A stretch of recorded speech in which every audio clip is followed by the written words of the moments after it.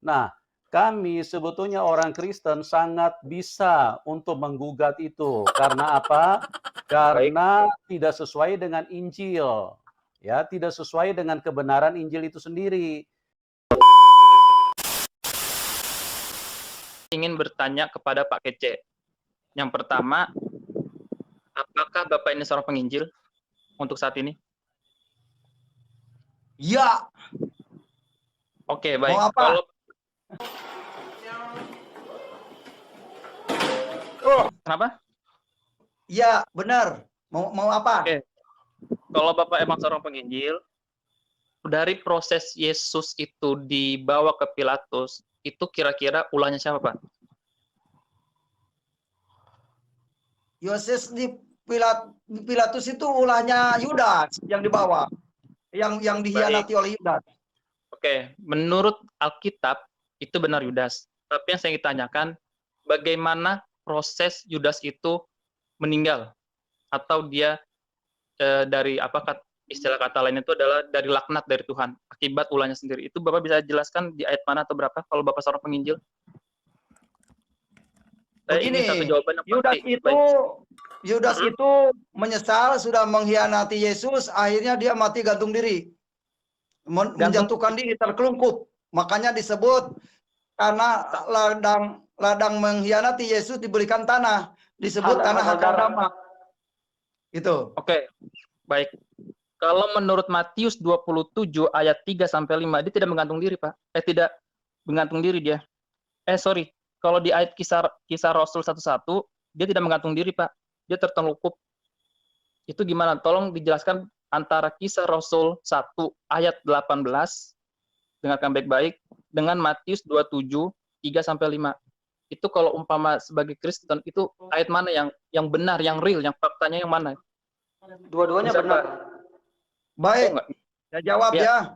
Dibuka, yang penting prinsipnya cerita Yudas matinya itu jatuh tertelungkup. Entah jatuh entah apa tertelungkup, maka itu tanah itu disebut Hakaldama. Itu aja. Nggak bisa, Pak. Kita nggak bisa mendengarkan dari Kenapa nggak bisa? Pokoknya saya jawab apapun jawaban saya, Anda harus renungkan. Nggak bisa. Emang Anda siapa? Emang Anda ngalami waktu Yudasnya jatuh? Jadi Anda juga mendengar katanya. Gini, Pak, kan? jangan emosi dulu. Kita tuh kan kalau emang orang dikasih Tuhan, Anda ngomongnya itu tidak berdata. Ya kalau Anda punya bukti silakan, argumen tampilkan. Ada bukti gitu. Matius 27 ayat 5, silakan Bapak buka.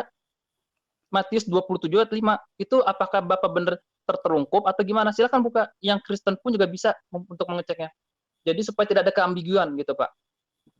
Silakan buka. Itu saya jelas kok berdasarkan ayat. Ya, kalau di dalam Matius 27 ini dikatakan menggantung diri. Oke. Kalau dalam kisah Rasul itu jatuh tertelungkup sampai mengeluarkan. Dua-duanya benar. Nggak bisa, Pak. Kalau yang udah menggantung diri, dia nggak mungkin lagi namanya matinya kan berarti dengan cara menggantung diri. Kita ada proses mati. Diri. Ya, sekarang kita nggak usah ngomong kayak gitu lah. Pak Joni, sebentar. Gini Pak Joni. Yep. Dia menggantung diri, terus kemudian dia jatuh tertelungkup, Pak. Iya, seperti itu bisa.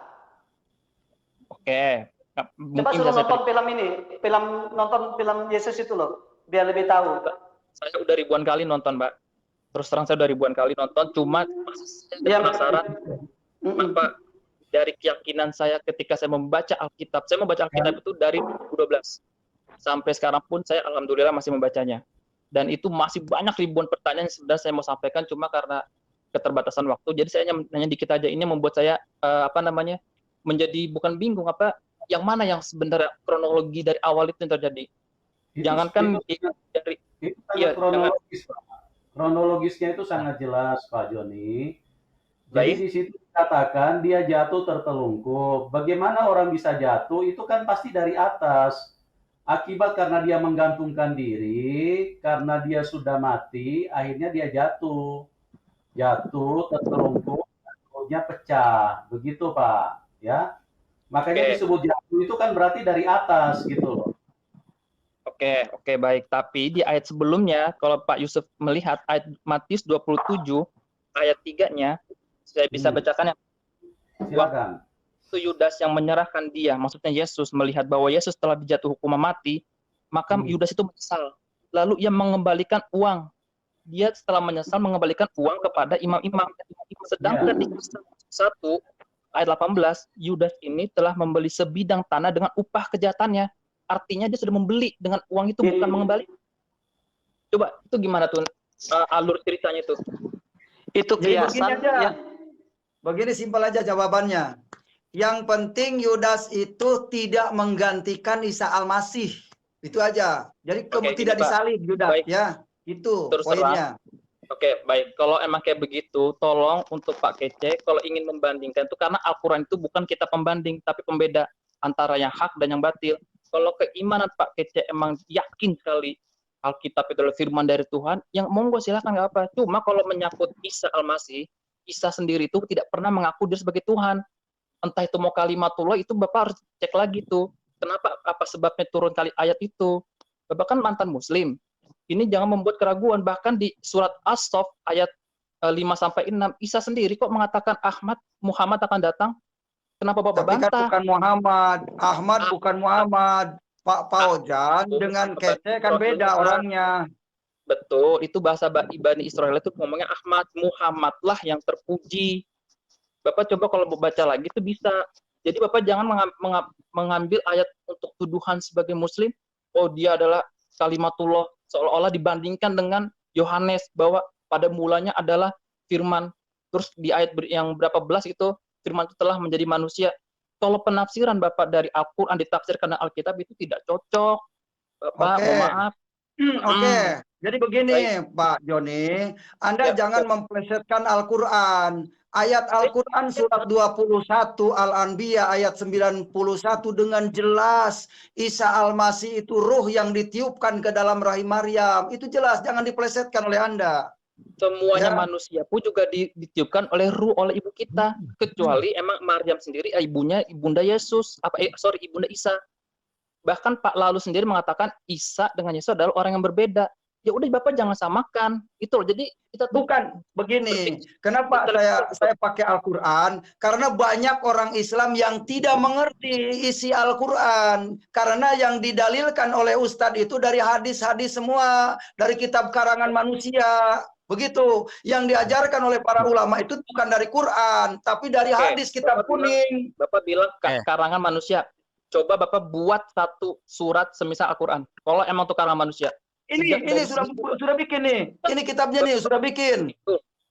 Apa? Ini kitabnya sudah bikin. Udah dibikin ini sama dengan Quran tulisan Arab nih. Nah ini. Jadi jangan Anda bilang buat satu surat. Itu satu buku sudah saya buat. Ya namanya apa? Namanya apa? Sebagai firman Tuhan bukan? Itu apakah itu dari Tuhan? Itu kitab Sepina Pak Kece. Sebentar saya jelasin. Anda melakukan sholat 5 waktu itu perintah Allah kan? Benar kan? Emang perintah Allah dari Allah. Dari Isra Mi'raj, itu keyakinan kami. Ini ayat adanya di sini dari kitab karangan. Nah, karena ini karangan kitab Sapina ini. Betul, karena karangan. Jadi Anda mau gimana? Yang mengatakan itu perintah Allah adalah Anda. Sekarang Anda mengatakan hasil Isra Mi'raj. Di mana Anda punya keterangan? Di Quran surat apa, ayat berapa? Isra Mi'raj dan Muhammad. Itu as-sunnah dengan Al-Quran. Nggak bisa kita menafsirkan Al-Quran di sinilah, hadis. Di sinilah kekeliruannya.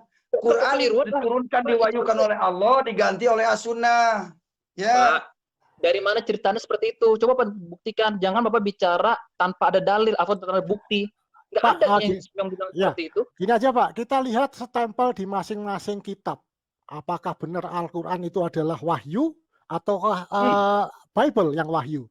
Kalau di Al-Quran Pak ada di ayat 55, surat 55 ayat 77, dan ini sesungguhnya Al-Quran yang mulia dalam kitab yang terpelihara di Lauh Mahfud. Tidak ada yang menyentuhnya selain hamba-hamba yang disucikan. Diturunkan dari Tuhan alam semesta. Itu stempel di Al-Quran, Pak. Sekarang di Alkitab, ada nggak yang seperti itu? Ada. Di Lukas 1 ayat 1, silakan baca. Apa saya yang baca?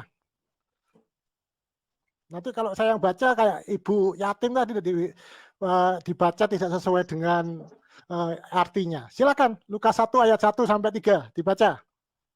Iya, Bapak yang baca. Terus Oke, saya baca. kemana arah tujuannya? Ya. Oke, saya baca ya. Supaya jelas. Lukas 1 ayat 1.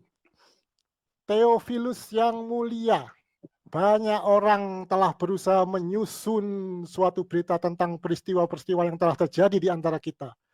Seperti yang disampaikan kepada kita oleh mereka. Dan dari semua adalah saksi mata dan pelayan firman. Karena itu, setelah aku menyelidiki segala peristiwa itu dengan seksama dan asal mulanya aku mengambil keputusan untuk membukukannya dengan teratur bagimu. Jadi Bible ini hasil penyelidikan, Pak. Tulisan yang sebenarnya ditujukan untuk Theophilus. Kenapa Anda mengimani yang itu? Beda kan stempelnya Al-Quran dengan Bible? Jauh. Silakan dibantah. Ya, itu sebabnya Al-Quran itu adalah kitab pembeda, bukan pembanding. Kalau Bapak membandingkan, khusus Pak Kece ya, membandingkan Al-Quran dengan Bible, itu jauh banget antara minyak dan air, Pak. Itu nggak bakalan bisa disatukan, apalagi menafsirkan ayat Al-Quran dengan Bible. Nah, itu udah emang, udah sangat jauh gitu, Pak. Kalau menafsirkan itu, menafsirkan dengan keyakinan umat beragamanya. Kalau Bible menafsirkan Yesus Tuhan, ya silakan. Kita nggak keberatan. Tapi kita mengimani Isa bukan Tuhan. Dia hanya sebagai nabi, sebagai rasul. Toh jangan dibantah juga oleh umat Kristen dengan ayat-ayat yang dari Bible. Itu tidak cocok, Pak, dalam kalau kita begini namanya itu egois istilahnya. Mau menang sendiri, mau kita yang paling benar gitu. Itulah namanya toleransi dalam beragama. Imani keyakinan sendiri dan saya imani keyakinan saya sendiri. Kalau kayak gini kan jadinya kan rincuh gitu, Pak. Banyak Sebetulnya begini, Pak. Begini, saya jelaskan ya. Baik, Pak Yusuf. Saya jelaskan ya. Yep. Sebetulnya kalau Anda bilang cara yang disampaikan oleh Pak KC adalah sesuatu yang egois, itu kan sebetulnya dimulai dari Al-Quran itu sendiri. Karena apa?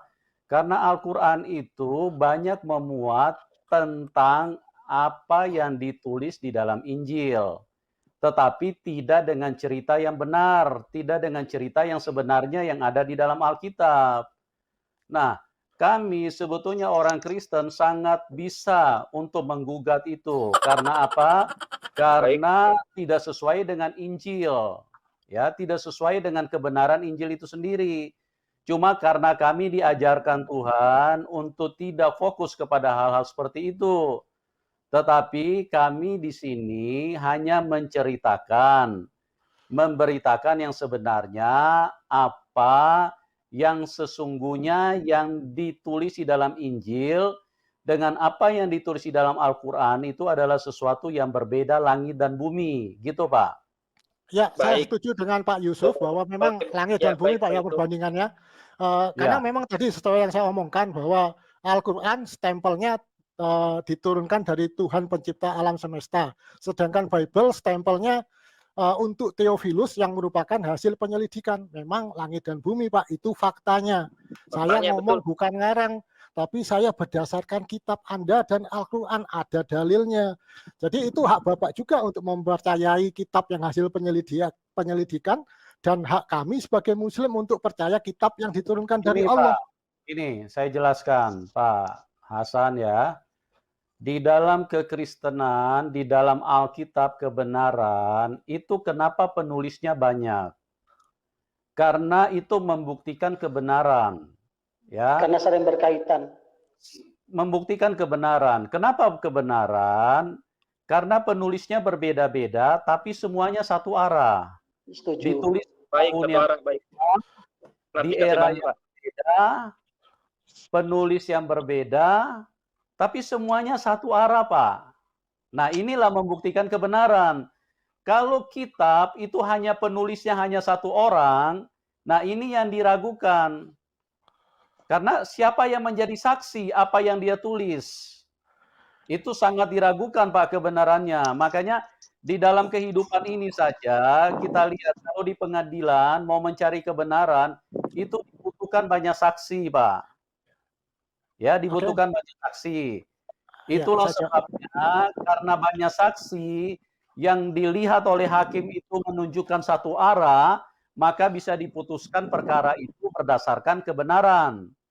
Tapi kalau saksinya hanya si terdakwa, hanya satu orang, nah ini sesuatu yang bisa dia karang sendiri. Karena manusia itu tidak ada yang benar, Pak. Tapi ini dikaitkan antara dari Musa penulis Taurat sampai kepada Wahyu yang ditulis oleh Yohanes, itu semuanya satu arah, Pak. Tidak ada yang berbeda. Oke, Gitu. saya jawab, Pak ya. Jadi gini, Pak. Memang benar kalau manusia tuh banyak bersalah, banyak beda. Tulisannya dari Bapak harusnya sama semua satu arah. Iya, saya sudah paham. Silakan, ya, Bapak lanjutkan aja. Faktanya kenapa banyak sekali kontradiksi di Alkitab, Pak, di Bible? Mau saya tunjukkan? Mau saya tunjukkan? Yang kontradiksi pikiran Bapak. Yang kontradiksi itu pemahaman Anda. Mau saya buktikan pakai ayat, Pak. Banyak sekali kontradiksi yang dari tekstualnya aja sangat terlihat kontradiksi. Bapak karena tidak paham, makanya Bapak anggap kontradiksi.